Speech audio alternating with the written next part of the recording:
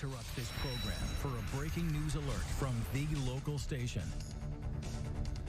On this last Sunday of 2024, the 39th President, Jimmy Carter, has passed away. We have just learned in the last few minutes that Carter died in Plains, Georgia, where he has been on hospice, I believe, for more than a year now. A man, Janice, with a legacy that has spanned decades. And frankly, the thing about Jimmy Carter, Janice, is as much as he did as president in the latter half of the 1970s, he really came into his own after leaving the presidency. Maybe one of the few presidents in history who you can say accomplished more after he left the White House, with Habitat for Humanity, building homes for the less fortunate all over the world. Jimmy Carter certainly leaves a legacy that has been decades in the making, just as important when he was out of the White House as when he was in it. There he is pictured with his wife, Rosalind, who passed away in roughly the last year. Yes. They were both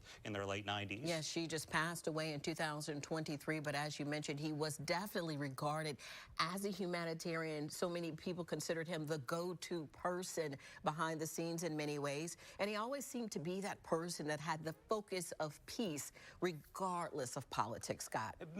Peace was a big thing for him in the Middle East. Obviously, you know, you could debate this politically, what happened in the Middle East while he was president, but there was some success, particularly with Egypt and some of the other entities in the Middle East while he was in office. But of course, Carter did lose to Ronald Reagan in 1980.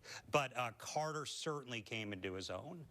Really a fixture in Georgia. And I'm sorry to my producer in my ear, please repeat what you just told us. Oh, no, we have about 90 seconds. About 90 seconds. Yeah. Okay, that was a time cue. But yeah, this, of course, is going to be the big story that leads into the day. And Janice, it happens at an interesting time because we are right now in a transition.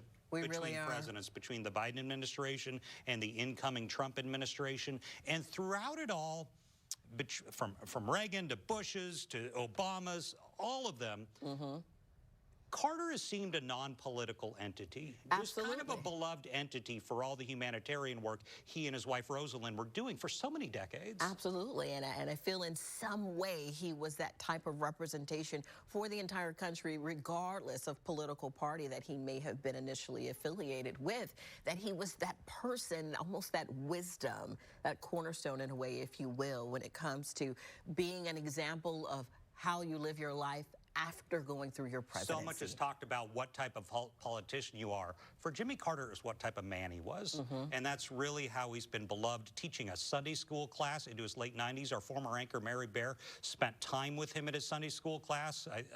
So we'll probably talk more about that. This, once again, is breaking news. Expect it in all newscasts. We will bring you updates on news4jax.com throughout the evening, and we will back to regularly scheduled programming. See you back here with more coming up at 6 o'clock.